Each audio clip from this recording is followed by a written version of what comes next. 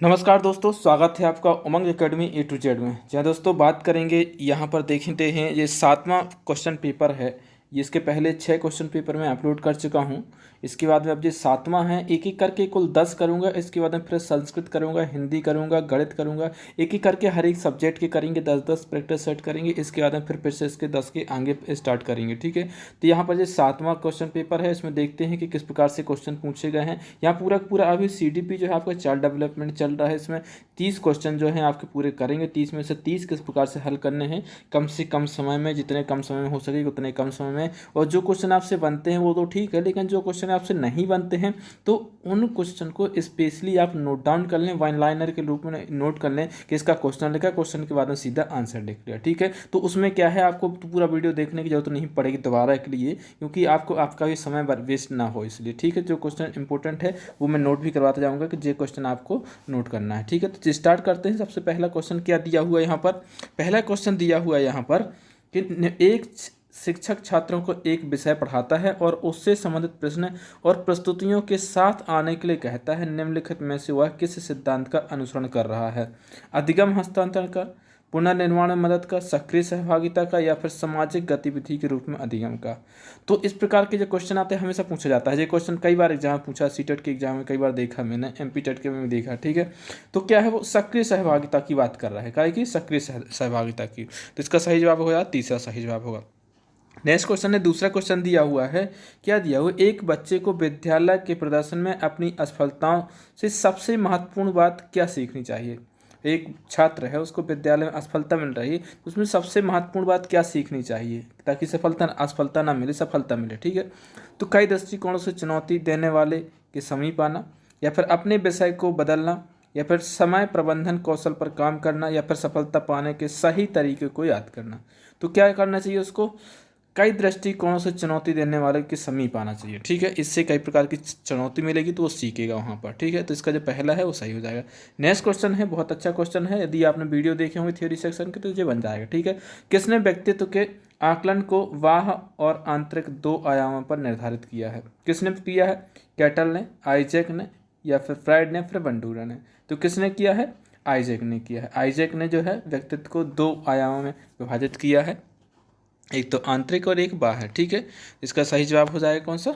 दूसरा। Next question है, चौथा क्वेश्चन दिया हुआ है। खाली स्थान का उपयोग निर्माणात्मक और योगात्मक आकलन दोनों को करने के लिए किया जाता है। किसका उपयोग किया जाता है? निर्माणात्मक के लिए भी और योगात्मक के लिए। तो होमवर्क, गृह कार्य का, शिक्षा प्रभावशीलता का मूल्यांकन, पोर्टफोलियो का, या फिर छात्रों का स्वआकलन।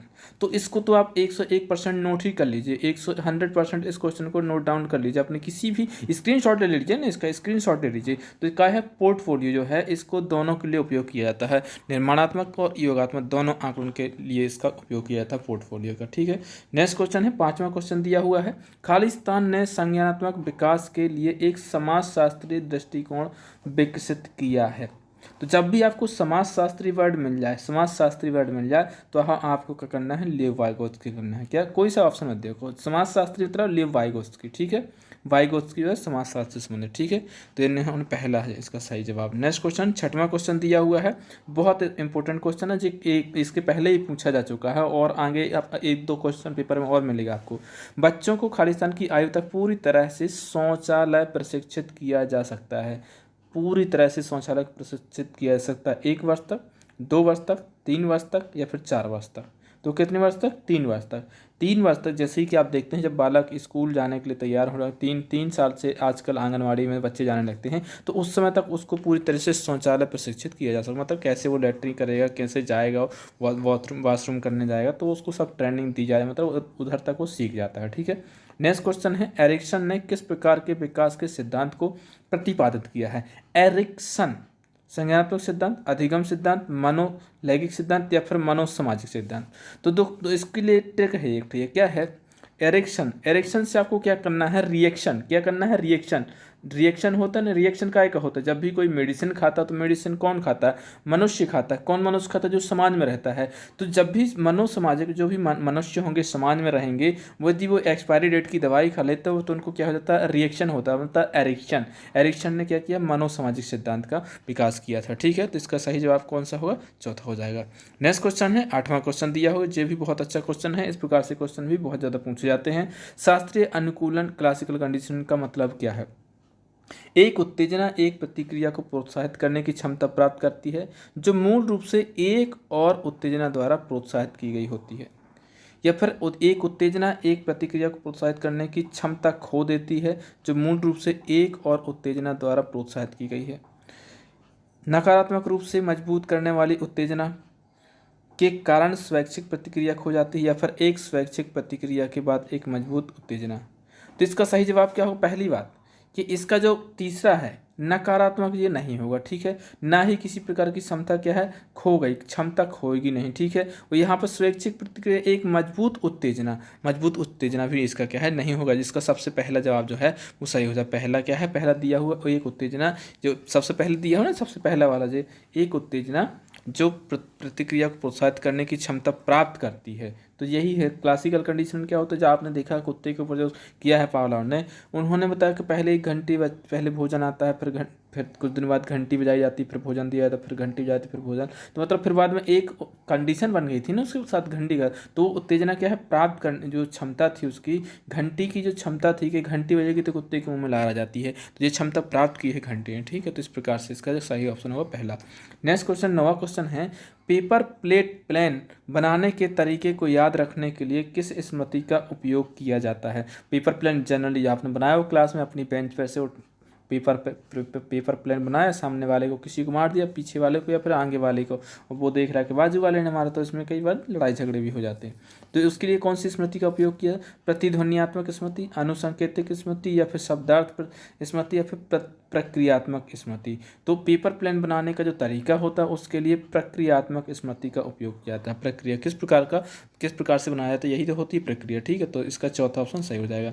नेक्स्ट क्वेश्चन दिया हुआ, ये क्वेश्चन भी इंपॉर्टेंट क्वेश्चन है, इसको आप नोट डाउन कर लीजिए। उस व्यक्ति के विवरण करने के लिए किस शब्द का प्रयोग किया जाता है जिसे बच्चा प्रेक्षणीय अधिगम में प्रेक्षित करता है, संभवतः उसकी नकल करता है। ठीक है, तो क्या वयस्क, मॉडल, प्रोटोटाइप, या फिर शिक्षक। तो क्या होता है, जिसकी नकल करते हैं वो क्या होता है, मॉडल। बोलते हैं ना कि मॉडल बनने चले। इस प्रकार से आप याद कर सकते हैं कि यदि कोई मॉडल बनता है ना, जो हीरोइन होती है, हीरोज जो होते हैं, एक्टर होते हैं, वो एक्टिंग करते हैं तो कहीं ना कहीं से नकल करते हैं। उनको जो कोरियोग्राफर होते हैं वो उनको सिखाते हैं कि ऐसे नकल करो, जैसा वो बोलते वैसे ही करते हैं। बस उनको तो यदि बोलते हैं कि उनको लिपसिंग करनी है किसी गाने की, तो लिपसिंग तो मतलब नकल करना क्या है, मॉडल से नकल करेंगे। ठीक है, तो इसका दूसरा ऑप्शन क्या है, सही हो जाएगा। नेक्स्ट क्वेश्चन है 11वां क्वेश्चन दिया हो, क्या दिया हो, क्वेश्चन क्या है, क्वेश्चन है एक शिक्षक के लिए बच्चे को उनके शुरुआती किशोरावस्था में शैक्षिक प्रदर्शन में सुधार करने और विद्यालय में रुचि विकसित करने के लिए प्रेरित करने का सबसे अच्छा तरीका क्या है। मतलब एक बालक है, किशोर अवस्था में है, वो शिक्षक क्या करे ताकि शैक्षिक जो प्रदर्शन है उसका वो भी सुधर जाए, विद्यालय में उसकी रुचि भी विकसित हो जाए। तो इसके लिए सबसे अच्छा तरीका क्या है प्रेरित करने का, सहपाठी का दबाव और प्रतिस्पर्धा को बढ़ावा देना, या फिर अधिगम असहायकता के माध्यम से परीक्षणों, अंकों और असफलता के डर को कम करना, या फिर अधिगम कार्यों पर एकाग्रता विकसित करके और उनकी बौद्धिक क्षमताओं में आत्मविश्वास बढ़ाकर आंतरिक पीड़ा में सुधार करना, या फिर पुरस्कार और प्रोत्साहन देना। ठीक है, तो पहला तो है नहीं, क्योंकि इसमें प्रतिस्पर्धा नहीं करना, कभी भी आपको एक दूसरे प्रतिस्पर्धा नहीं करना है। और इसमें क्या है, असफलता है, मध्यम परिणाम, अंक दिए हुए हैं, तो ये अंक नहीं करवाना है आपको। ठीक है, ना ही आपको प्रोत्साहन और क्या करना है, पुरस्कार देना है। आपको क्या करना है कि जो भी छात्र होंगे उनके अंदर में एकाग्रता विकसित करना है, उनकी बौद्धिक क्षमताओं में आत्मविश्वास को बढ़ाना है, इस प्रकार से आंतरिक प्रेरणा में सुधार करना। ठीक है, तो इसका जो तीसरा है वो सही हो जाएगा। नेक्स्ट क्वेश्चन है 12वां क्वेश्चन दिया, बहुत अच्छा क्वेश्चन है, इसको आप स्क्रीनशॉट ले लें या फिर नोट डाउन कर लें। सामाजिक समझ में अत्यधिक कमी बाल्यावस्था के किस विकार में सामान्य है। देखो आप लोग को मैं बता दूं क्वेश्चन किस प्रकार से आपको सिलेक्ट करना है। जो क्वेश्चन आपसे बनते हैं वो तो अच्छी बात है, ऐसा नहीं कि आपने तुक्का लगा दिया हो बन गए हैं। सबसे पहले आप क्वेश्चन देखिए, जब भी जैसे ही स्टार्ट आगे कर सकती है तो क्वेश्चन देखिए, पॉज कीजिए वीडियो को, क्वेश्चन पढ़िए, इसके बाद में उसका आंसर मैं बताता हूँ। उसमें अपना क्वेश्चन लगाने के बाद ऑप्शन सेलेक्ट करने के बाद ही अपना ऑप्शन जो है इसका फाइनल आंसर देखिए जो मैं बताता हूँ, ठीक है। वैसे भी इसमें आंसर दिया हुआ है, करेक्ट आंसर दिया हुआ है उस क्वेश्चन के नीचे साइड में, ठीक है, तो वहाँ से भी देख सकते हैं आप। तो उसको जो नहीं बनता है, जो समझ में नहीं आया उसको नोट डाउन कर लीजिए, स्क्रीनशॉट लीजिए, जो आपको उचित लगे वो कर सकते हैं, ठीक है। क्वेश्चन क्या है 12वां, सामाजिक समझ में अत्यधिक कमी बाल्यावस्था के किस विकार में सामान्य है? डिसलेक्सिया, डिस्कैलकुलिया, या फिर ADHD, ध्यानाभाव एवं अतिचक्रित विकार, या फिर ऑटिज्म। तो क्या है इसका सही जवाब है चौथा, ऑटिज्म। इसको आप नोट करें। आत्म विमोह जो है ये जो सबसे ज़्यादा होता है बाल्यावस्था में बेकार होता है आत्म विमोह, ठीक है।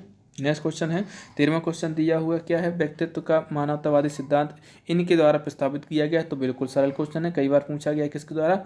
अब्राहम मैस्लो के द्वारा प्रस्तावित किया गया है, और 5 इनके चरण हैं, ठीक है। नेक्स्ट क्वेश्चन है 14वां क्वेश्चन दिया हुआ है, क्या क्वेश्चन दिया? जब बच्चों को यह परीक्षण दिया जाए तब उनकी स्कूलिंग होना एक महत्वपूर्ण आवश्यक है। मौखिक बौद्धिक परीक्षण, या फिर व्यक्तित्व परीक्षण, कल्चर फेयर परीक्षण, या फिर प्रदर्शन बुद्धि परीक्षण। जब उनको बच्चों के लिए परीक्षण दिया जाता है, क्या है, बच्चों को यह परीक्षण दिया जाए कि उनकी स्कूलिंग होनी है, तो उसके लिए सबसे जरूरी होता है मौखिक बौद्धिक परीक्षण कराना जरूरी होता है, ठीक है। तो पहला ऑप्शन क्या हो जाएगा इसका? सही हो जाएगा। नेक्स्ट क्वेश्चन है 15वां क्वेश्चन है, परिवर्तन जो अधिगम के कारण नहीं है उन्हें इसके लिए जिम्मेदार ठहराया जा सकता है। ऐसा परिवर्तन जो काय के कारण नहीं है, अधिगम के कारण नहीं है, उन्हें इसके लिए ठहराया जा सकता है। किसके द्वारा हो सकता है वो? परिपक्वता, कौशल, सामाजिक प्रभाव, सांस्कृतिक प्रभाव। तो वो जो है वो काय के कारण? परिपक्वता के कारण। जो अधिगम के कारण परिवर्तन नहीं हुआ वो क्या है, इसके काय के कारण होगा? वो होगा आपका परिपक्वता के कारण। एक एज होती है, परिपक्व जैसी व्यक्ति हो जाता हो तो उसको ऑटोमेटिकली परिवर्तन हो जाता है, ठीक है। नेक्स्ट क्वेश्चन है, परिवर्तन कारक शब्द खालिस्तान के प्रभाव को संदर्भित करता है। किसके प्रभाव को? पारिवारिक सदस्य को, शिक्षार्थियों पर विद्यालय के माहौल को, चेहरे के भाव को, या फिर मित्रता के। तो पारिवारिक कारक शब्द जो है वो पारिवारिक सदस्य के प्रभाव को संदर्भित करता है। तो इसका सही जवाब होगा पहला, पारिवारिक सदस्य, ठीक है।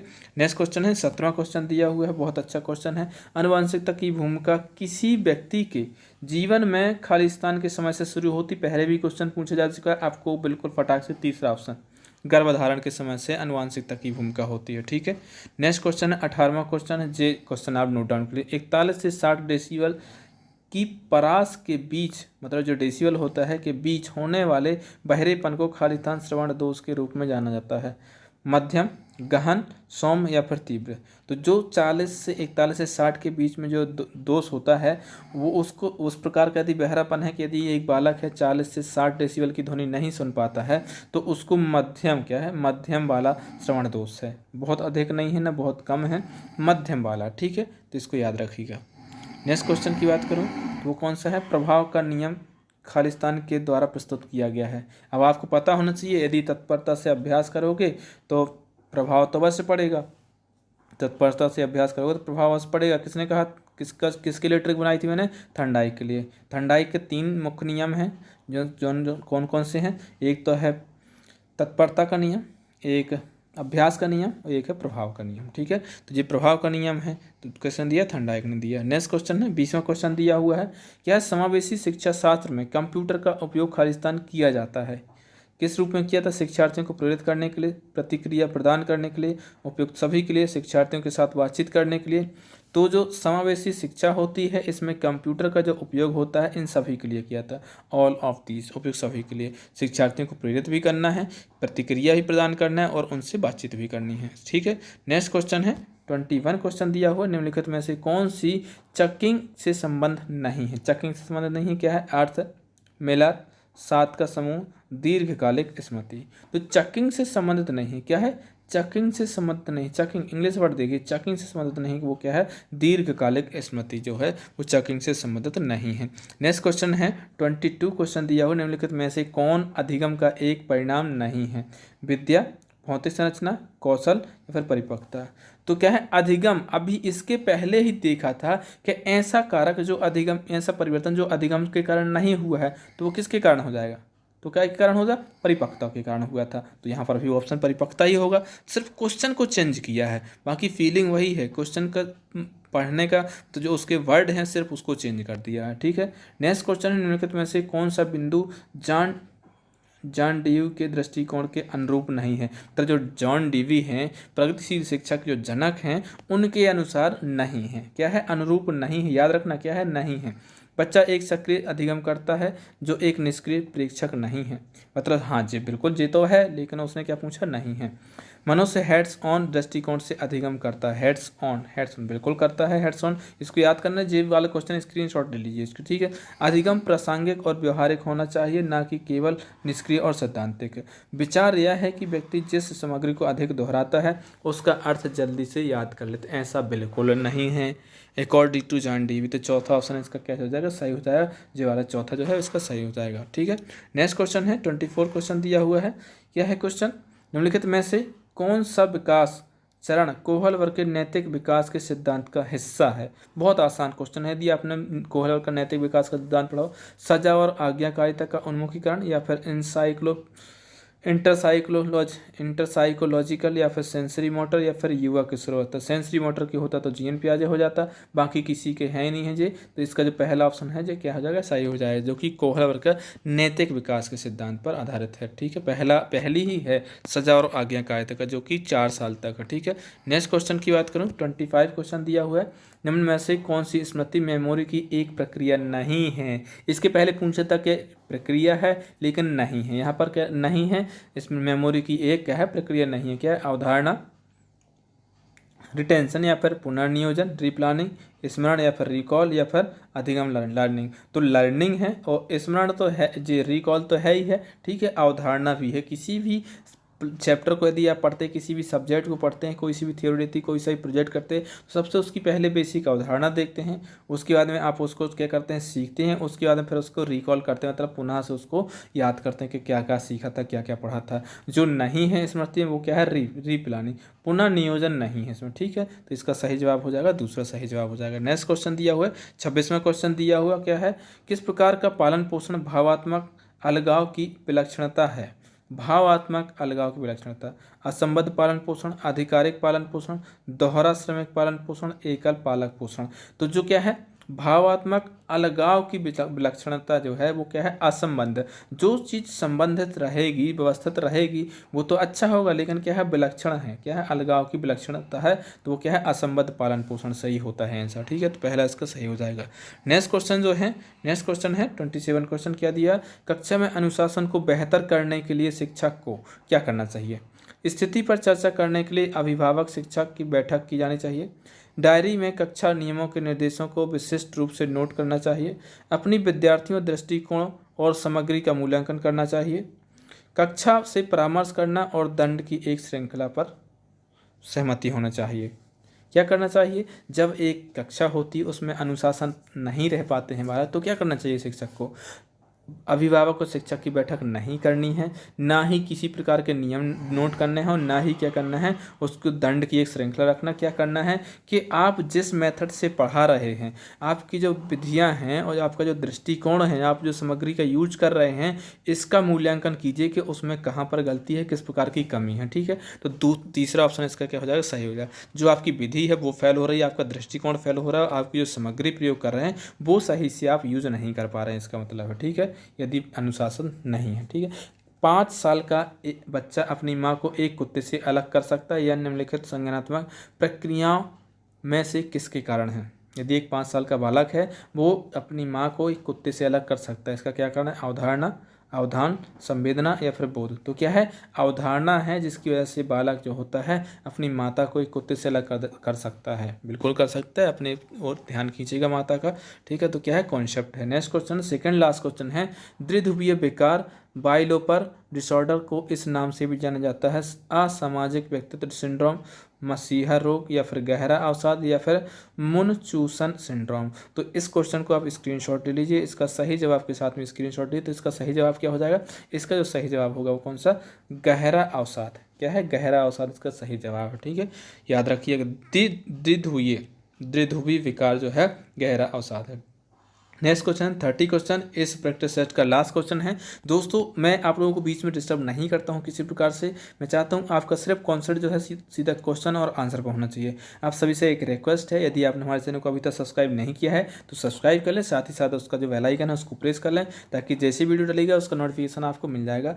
एंड जो भी विषय, हर एक विषय के एक विषय के टॉपिक वाइज और प्रैक्टिस सेट लेके आ रहा हूँ, थ्योरी सेक्शन लेके आ रहा हूँ, और पूरे के पूरे अकॉर्डिंग टू सिलेबस मिलेंगे आपको। सीटेट का सिलेबस मिलेगा और साथ ही साथ में एमपी टेट का तो स्पेशली मिलेगा ही मिलेगा, ठीक है। तो प्लेलिस्ट में उसकी लिंक मिल जाएगी हर एक सब्जेक्ट की। जिसकी भी लिंक नहीं मिलती, जिस वीडियो की प्लेलिस्ट की लिंक नहीं मिलती, आप मुझे कमेंट बॉक्स से कमेंट कीजिए। या तो वो शो नहीं होती, प्राइवेट रहती है, या फिर वो मतलब मैं उसकी लिंक जो प्लेलिस्ट नहीं बनी होती तो मैं उसको बना देता हूँ, ठीक है। तो कमेंट कर दीजिए फटाफट से कि वीडियो कैसा लगा है। आपने कुल 30 क्वेश्चन किए, 30 में से आपके क्वेश्चन कितने क्वेश्चन सही हुए हैं वो भी आप मुझे कमेंट बॉक्स से कमेंट कीजिए, ठीक है। तो नेक्स्ट क्वेश्चन, लास्ट क्वेश्चन, निम्नलिखित में से कौन सी परिस्थितियां मौखिक समझ के लिए अभिवृद्धि दर्शाती हैं? एक कविता लिखना, किसी मत की समस्या सुनना और प्रतिक्रिया देना, एक विद्यालय नाटक में अभिनय करना, या फिर कक्षा में भाषण देना। तो मौखिक अभिवृद्धि की बात की जाए तो जहाँ पर आपको क्या है, सुनने के लिए और प्रतिक्रिया देने के लिए, वही सही है। तो क्या है, दूसरा इसका सही हो जाएगा। आई होप आप लोगों को वीडियो पसंद आया है। वीडियो पसंद आया तो फटाफट से लाइक कर दीजिए, और जो कमेंट करके बता दीजिए कुल कितने आपके क्वेश्चन सही हो, ठीक है। मिलते एक नए वीडियो में, तब तक के लिए नमस्कार।